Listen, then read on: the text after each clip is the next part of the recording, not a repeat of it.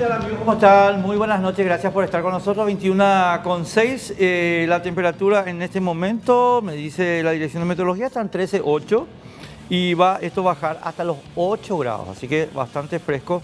Mañana un día fresco, como estábamos viendo con Javier. El sábado también, el domingo un poquito más cálido, pero siempre en el rango de lo fresco.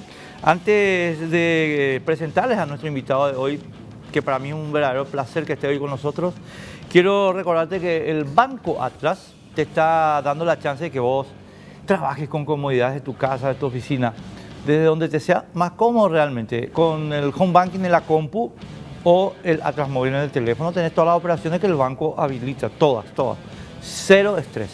Y por supuesto, si tenés alguna complicación que quieras resolver, hay un call center del banco para ayudarte, 021-217-5000, el teléfono, y mucho más cómodo todavía, por lo menos para mí, el WhatsApp. El WhatsAppeás para el call center, no tenés que estar esperando llamadas, no. Directo WhatsApp, 0973-217-500.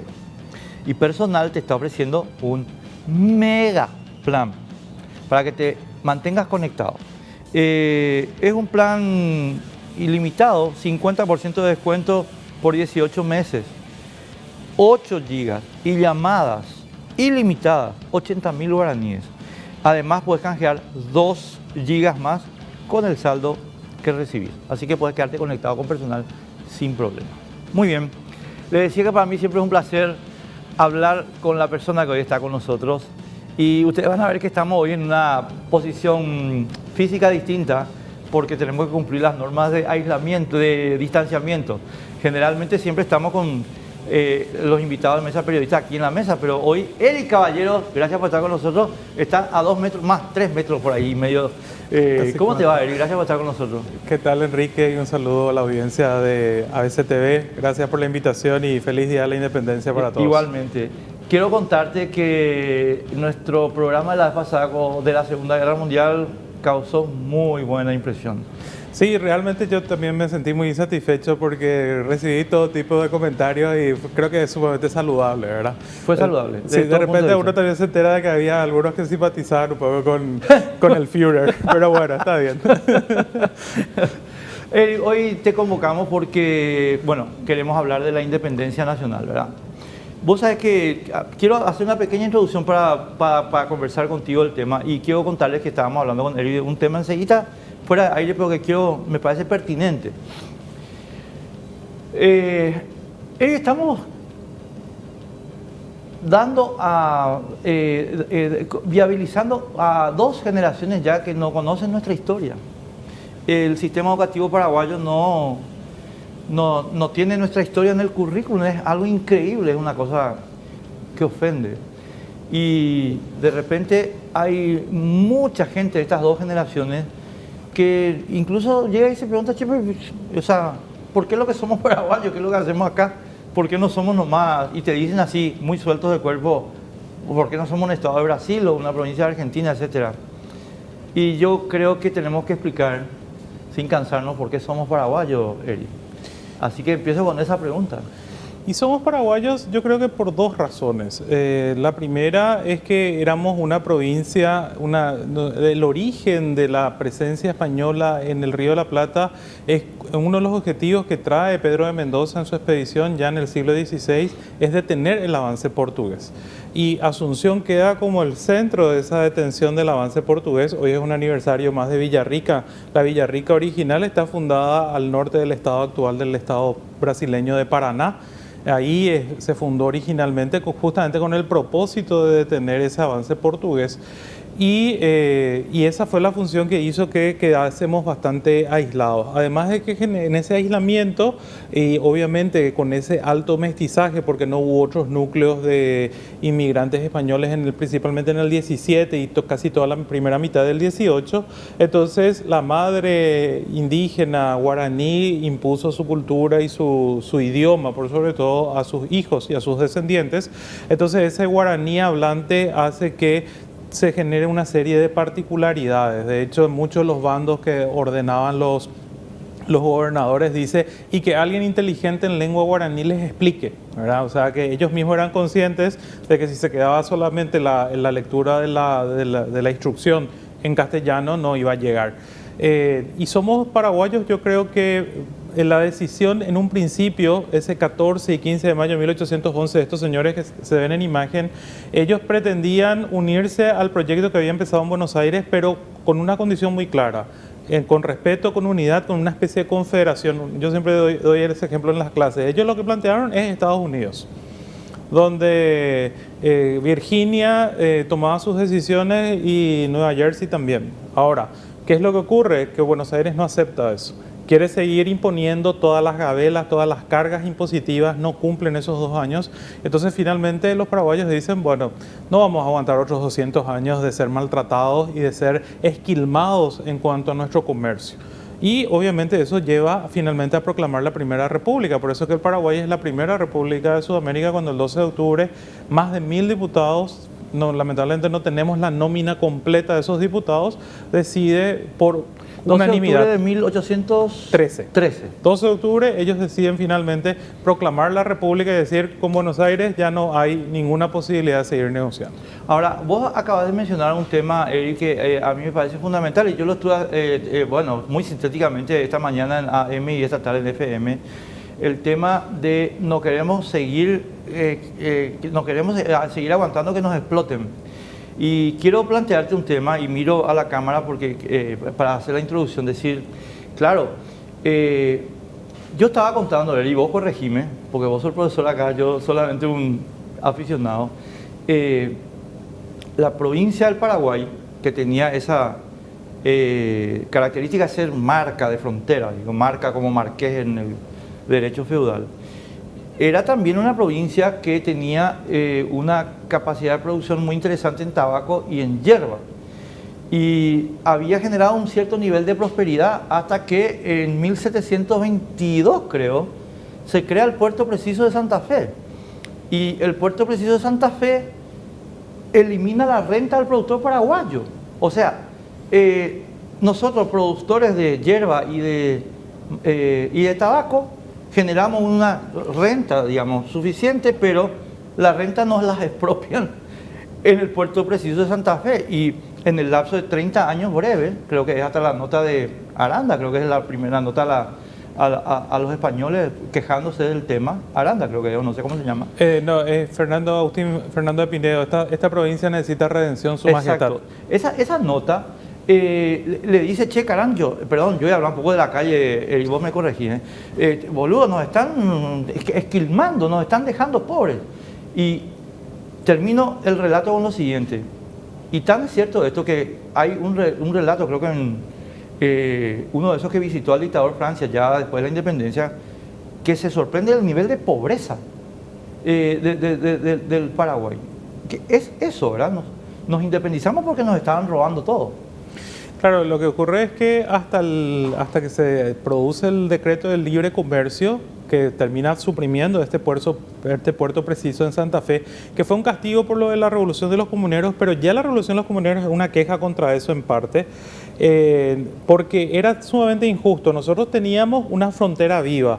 Todos los varones entre los 15 y los 50 años teníamos que, los que vivían en esta provincia tenían que hacer el servicio militar. 15 días, cada 2 meses, ir con su caballo, a su costa y minción, decían, con su caballo, con su armamento, con sus alimentos, ir a defender la provincia de los ataques de los indígenas del Chaco que no se sometían.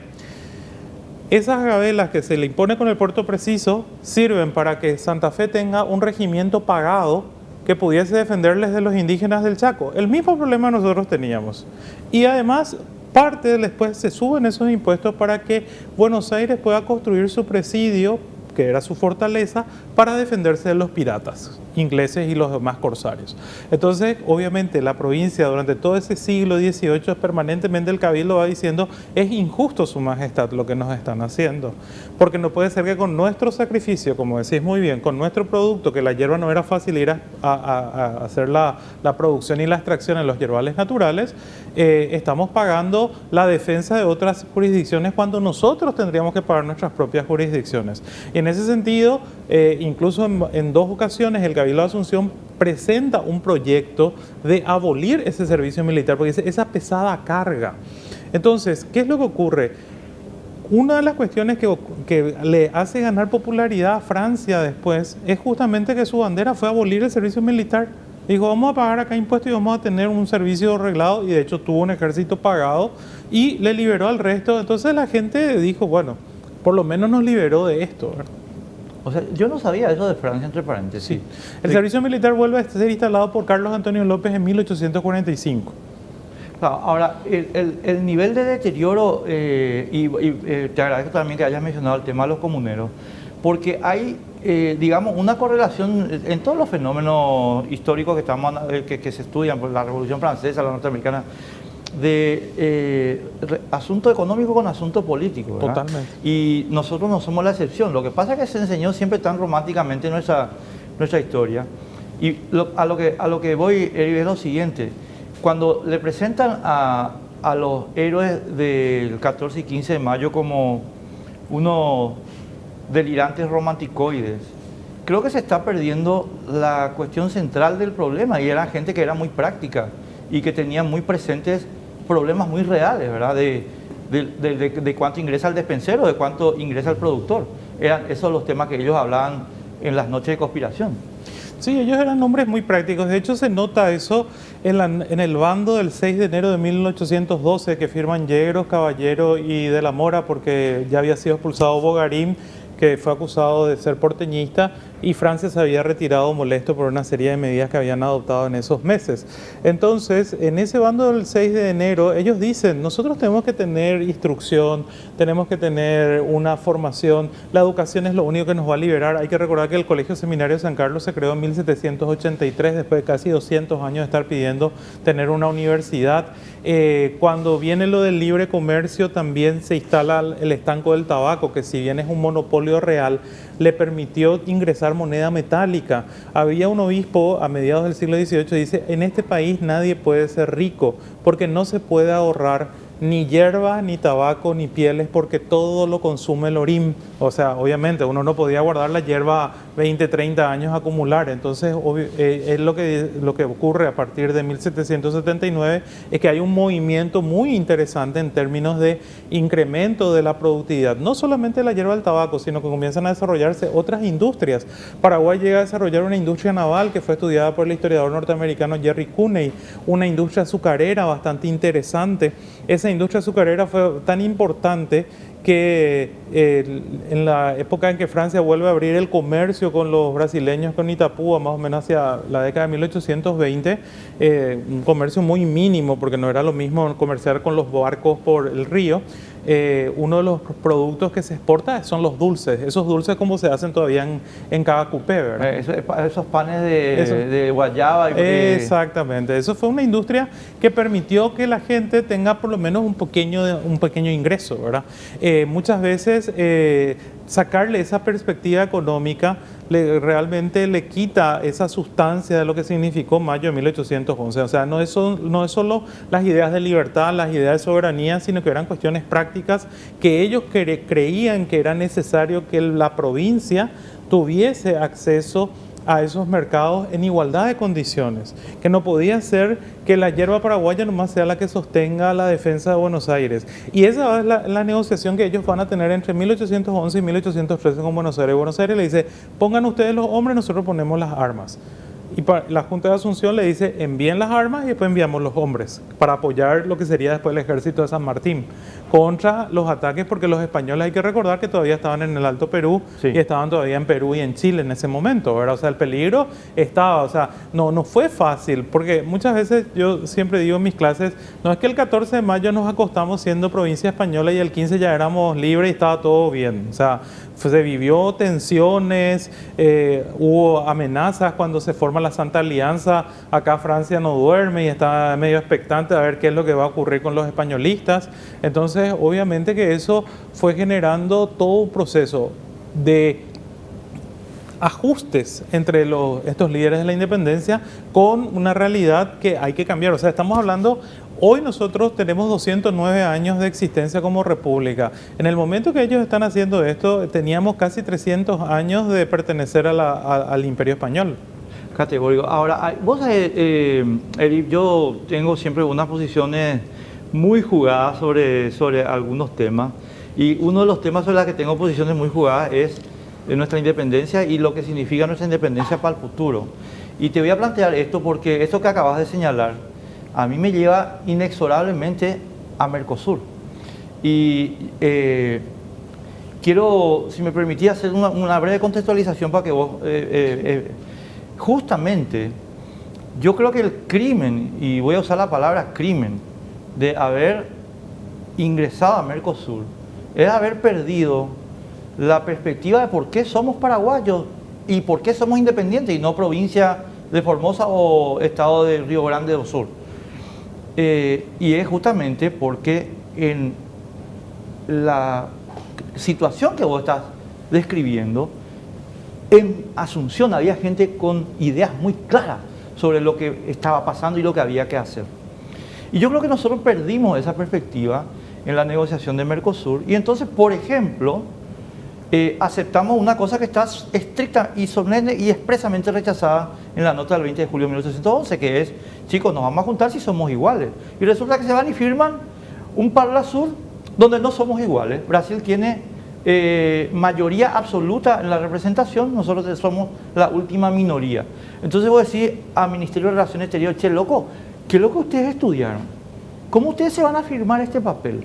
Y cosas por el estilo que vos decís, nos hacen, por ejemplo, y termino con esto del contexto, Eric, nos hacen firmar un arancel externo común que es exactamente lo que nos pretendía imponer la Junta de Buenos Aires. Entonces vos decís, disculpame la grosería, ¿qué carajo se fueron a estudiar ustedes que entraron al Ministerio de Relaciones Exteriores por la ventana y después se fueron a firmar esos actos de traición a la patria? Perdóname, pero es mi opinión, ¿verdad? Claro, lo que ocurre es que justamente ellos eso entendían. O sea, cuando en la nota del 20 de julio se dice, formemos una confederación, de ser posible con todos los pueblos de América, y si no, por lo menos con los que conformamos el virreinato del Río de la Plata. O sea, la vocación de unidad estaba clara en los líderes de la independencia. De hecho, eso se nota también en Bolívar, se nota en San Martín, todos quieren eso. Ahora, de que eso es factible o no, y de que los intereses de cada uno de esos sectores obviamente se fueron abriendo. Entonces, cuando estos líderes de la independencia se dan cuenta de que Buenos Aires no está dispuesta a ceder, que Buenos Aires incluso sube los impuestos al tabaco y a la yerba mate a fines de 1812, evidentemente que ellos dicen, acá la cosa no va a cambiar, al contrario, antes era medio entendible y su lealtad al rey iba para la corona, la Real Hacienda, pero en este caso ya sabían que era directamente a Buenos Aires. Entonces ahí es donde ellos entienden que hay una necesidad de tomar una medida radical. Muchas veces en la historia solamente los que llamados francistas dicen que fue gracias a Francia que se dieron cuenta de eso, pero incluso durante el periodo que Francia no está en la Junta, uno ve como Yegros y Caballero y de la Mora envían notas bastante duras a Buenos Aires diciendo ustedes no están cumpliendo lo que habíamos acordado en el tratado del 12 de octubre de 1811 que firmó Belgrano y Echevarría por la Junta de Buenos Aires y Francia por la Junta de Asunción. Pero además, eso que vos acabas de decir, creo que era un consenso nacional, porque es el Congreso de junio de 1811 que tenía no sé cuántos diputados también. 263. ¿Cuánto? 263. Algo así, ¿verdad? Sí. Pero es el Congreso que define, digamos, la línea maestra no solo de la política exterior paraguaya, sino de la causa de nuestra independencia. Y es el que produce la nota del 20 de julio de 1811. O sea, lo que te quiero decir con esto, no es que era Francia nomás, era todo el Paraguay. Claro, ellos estaban muy conscientes de que la provincia del Paraguay no iba a tener fácil porque todo nuestro comercio, el 100% de nuestro comercio iba por el río.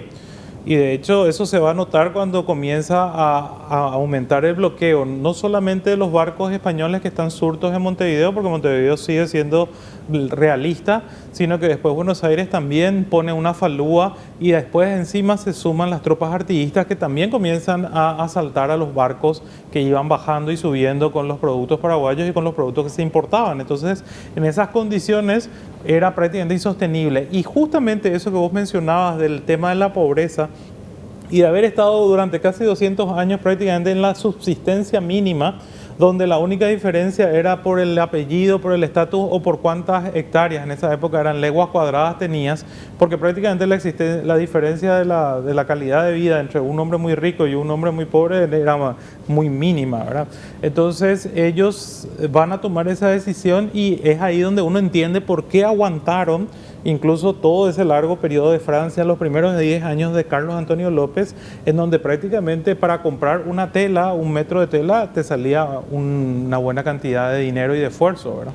Es decir, digamos, el comercio estaba cerrado. El comercio estaba muy cerrado y era muy mínimo. O sea, los comerciantes que venían a Itapúa, estos comerciantes brasileños, tenían que venir desde Porto Alegre, de Porto Alegre a San Borja, cruzar el río Uruguay, de San Borja hasta Encarnación son más o menos 178 kilómetros, una zona que para Francia fue fundamental, por eso la mayor parte de la tropa la tiene controlando esa ruta, porque esa es la única forma de tener un cierto contacto con el extranjero y poder tener algún auxilio, y se hacía el comercio con los productos que se podían, que eran del interés de estos comerciantes, que principalmente fue yerba mate, cueros, después está este tema de las conservas y en algún momento a partir de 1830 la cáscara de curupal que llevaban como para elemento de curtiembre. Entonces eso se convirtió en un producto y ahí también se nota la política de Francia, porque a veces uno no entiende cómo un hombre que no tuvo mucha resistencia después del intento de sus compañeros de Mayo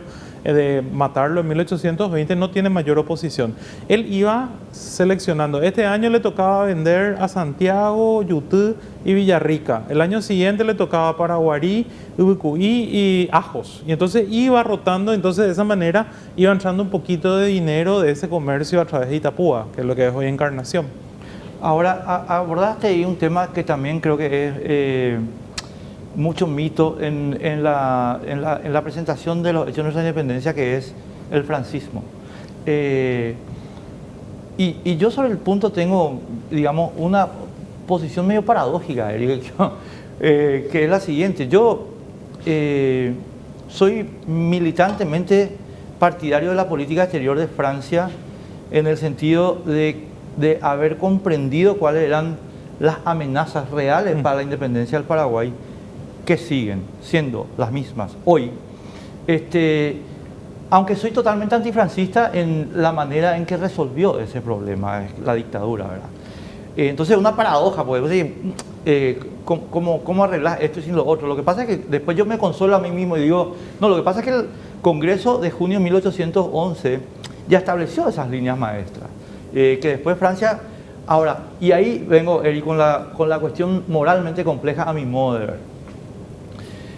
Vos tenés la información de que Buenos Aires en realidad quiere anexarte, no está jugando de buena fe. Y sin embargo tenés compañeros tuyos que están con ese programa. ¿Qué haces? Yo no sé si... Yo no quiero estar en el lugar de Francia en aquel momento. Yo no creo, o sea, por lo menos nunca hubo una prueba exactamente de que Yegros, Caballero y compañía realmente querían la anexión, ¿verdad? Por eso insisto mucho que cuando ellos gobernaron solo, cuando Francia está alejado y molesto prácticamente todo ese año 12, ellos siguen con esa postura bastante firme. Obviamente que ellos lo que sí buscaban era alguna salida negociada, porque tanto Caballero era exportador de hierba, Yegros era una familia ganadera, el ganado estaba la ganadería estaba directamente vinculada al negocio yerbatero, porque tanto el tabaco como la hierba se embolsaban en zurrones de cuero. Entonces, ahora, lo que ellos internamente es lo que no están de acuerdo con la política, o sea, por lo menos el manifiesto, los pocos documentos que quedaron de esa conspiración, porque desaparecieron todos los autos, ellos lo que insisten mucho es en la manera en que Francia comienza a gobernar internamente. O sea, parece que no había tantas divergencias en términos de lo que era la política exterior, pero sí a nivel de la política interna, ¿verdad? Que ahí ellos muchos se sintieron desplazados de haber iniciado ese proceso y este señor les fue dejando de lado en el proyecto político, ¿verdad? Entonces como que ellos consideraron que Francia al lograr imponer su proyecto político en 1814 iba a ser cada vez más difícil poder buscar una alternativa o una negociación interna con él, ¿verdad? Una curiosidad, entre paréntesis, ¿por qué desaparecieron esos papeles? ¿Qué pasó con eso? Esa es una cuestión que queda muy sin explicar. Algún día habría que ver qué pasó con esos autos de la conspiración. Solamente ahora, en este proceso de los últimos años de modernización del Archivo Nacional, han aparecido algunos otros documentos que son como remanentes, confiscaciones a algunos de los conspiradores, que ya son posteriores. Y en algún momento el doctor Alfredo Viola, que fue uno de los que más trabajó sobre el periodo de Francia, había encontrado la lista de los fusilados por la conspiración del 20, de los procesados, pero en un documento que era muy posterior, que ya era la época de Carlos Antonio López, lo que indica que ese documento estuvo más o menos hasta ese periodo. Ahora, ¿en qué momento desaparece y quién lo hace desaparecer? Es lo que no sabemos, pero esos autos lamentablemente no están, tampoco como algunos otros documentos, así que dejan algunas lagunas en estos procesos y principalmente en esos años bastante complejos. ¿Sería el propio Francia? Aparentemente no, porque el documento que después cita el doctor Viola es de la época ya de Carlos Antonio López, Claro, o sea que los documentos estaban todavía. Me daría mucha curiosidad porque justamente en el libro que estábamos hablando fuera de aire, la biografía del dictador Julio César Chávez, una de las cosas que yo guardo en memoria de ese libro es que él relata que Francia escribía todo. Sí. O sea, Francia escribía literalmente todo. Era muy parecido a Churchill en eso. Vos sabés que el primer acto administrativo de Churchill como primer ministro es una cosa como la siguiente: lo que no está escrito a mí no me vale, punto. Si ustedes dicen que yo dije y no está escrito, se joden, y viceversa. Y Francia era muy parecido.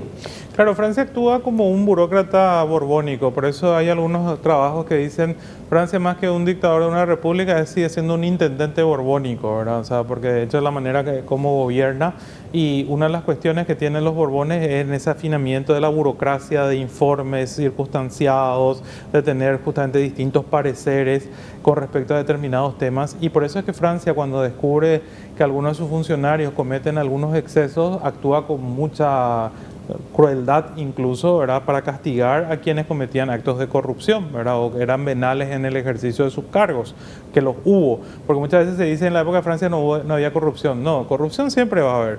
El tema es hasta qué punto el Estado permite que exista impunidad, ¿verdad? Y con Francia no había impunidad.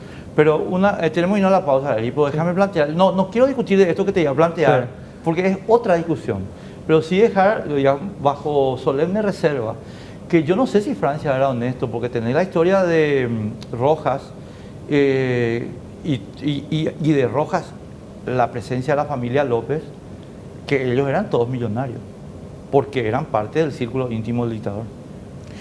Sí, no, evidentemente, pero directamente que Francia se haya beneficiado de los negocios públicos, ahí obviamente que había una camarilla, siempre el poder atrae a una camarilla, ¿verdad? Ahora, no es el manejo de los López, ¿verdad? O sea, Francia en ese sentido fue mucho más estricto. Él era austero. Él era sumamente austero y sumamente estricto con Te voy a poner una comparación súper incorrecta políticamente. Es lo mismo que me digas que en el estronaje no se robaba. No, vos, estoy hablando en términos generales, porque, estimado amigo, el señor Stroessner, él era austero, dormía en un catre. Eso está documentado, digamos. Pero convengamos que el círculo no era austero. No, para nada. La misma cosa el dictador, Francia. Puede ser. Porque Carlos Antonio, estimado amigo, no es que venía de la oposición, venía debajo de la cama de Francia. Pausa.